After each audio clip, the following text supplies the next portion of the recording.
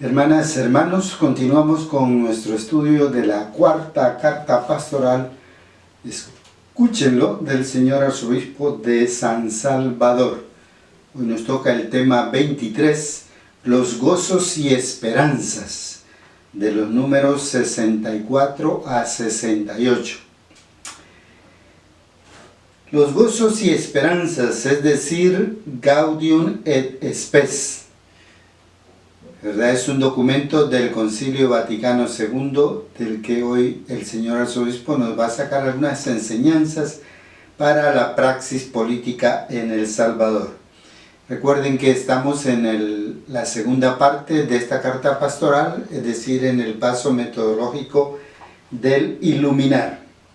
La vez pasada hablamos del magisterio del Papa Juan XXIII, ¿verdad? De sus encíclicas.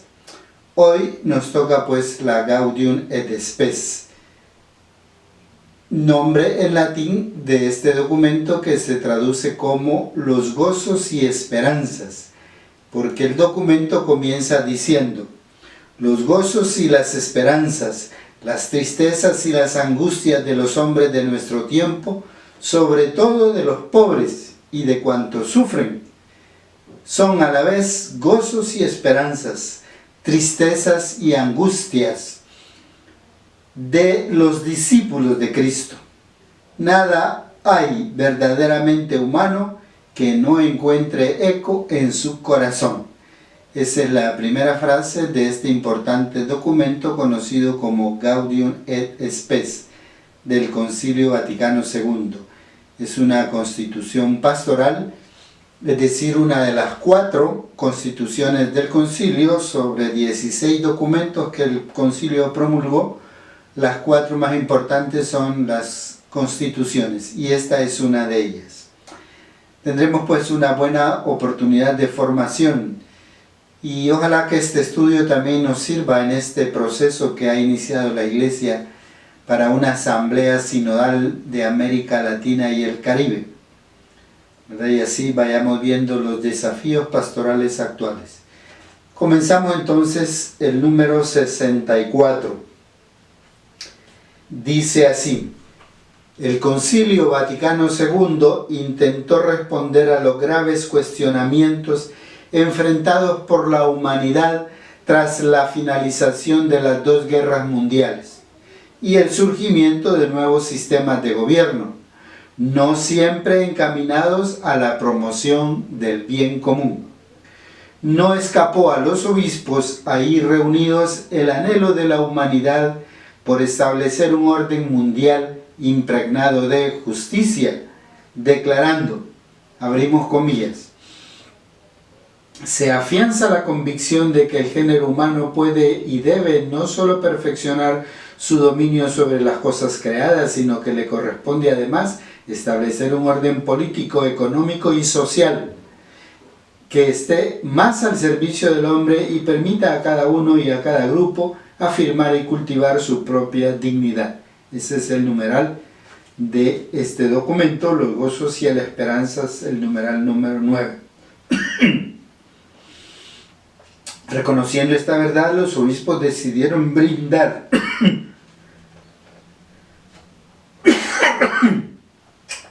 sobre todo en la Constitución Pastoral Gaudium et Spes, firmada el 7 de diciembre de 1965, algunas luces sobre el camino a seguir bajo la guía del Espíritu, preocupados como estaban no solo del bienestar espiritual de la humanidad, sino del bienestar material, no siempre conforme al querer de Dios determinado por dicha razón.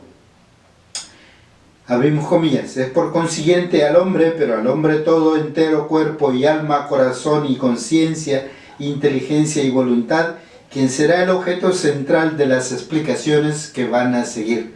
Numeral 3 de la Gaudium et Spes. Numeral 65. En primer lugar, los obispos, al definir el término política, reconocen estar en una actividad de difícil desarrollo, que implica luchar contra la injusticia y la opresión, contra la intolerancia y el absolutismo de un solo hombre o de un solo partido. Y sobre todo, que implica consagrar su vida al servicio de todos y todas. En una palabra, para los obispos conciliares, política es un arte difícil y noble. Leamos ahora el segundo lugar. Los obispos conciliares recordaron a la comunidad política el tipo de gobierno aprobado por el pueblo y aquellas formas de gobierno reprobadas por las crueles consecuencias vividas gracias a su despótica práctica. Abrimos comillas, se reprueban todas las formas políticas que obstaculizan la libertad civil o religiosa, multiplican las víctimas de las pasiones y de los crímenes políticos y desvían el ejercicio de la autoridad de la prosecución del bien común para ponerla al servicio de un grupo o de los propios gobernantes. Gaudium et Spes 73. El número 68. Finalmente, el 68 de la Carta Pastoral. Finalmente, el Concilio declara que el bien común contiene todas aquellas condiciones de vida social que permiten a los individuos y a las familias y asociaciones su plenitud y su propia perfección, tanto como la participación del pueblo en la cosa común, no retrotrayéndola a una pequeña élite de privilegiados. Esto requiere, lógicamente, educar al pueblo en responsabilidad y participación.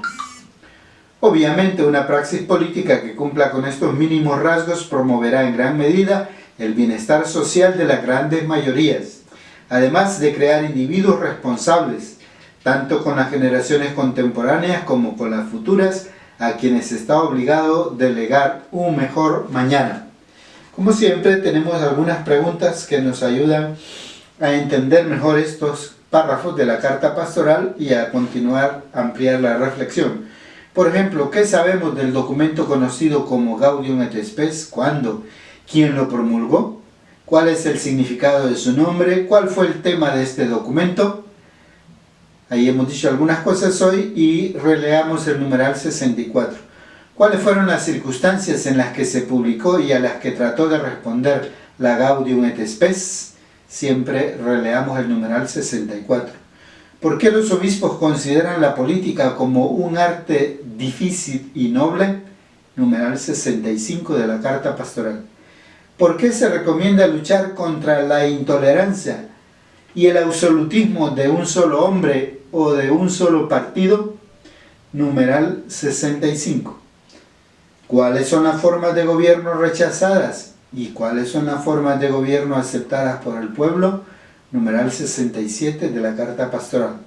¿Por qué es importante la participación del pueblo en la cosa común, no dejando las decisiones a una pequeña élite de privilegiados? ¿Cuáles son las exigencias que esto implica? ¿Está educado nuestro pueblo en la participación política?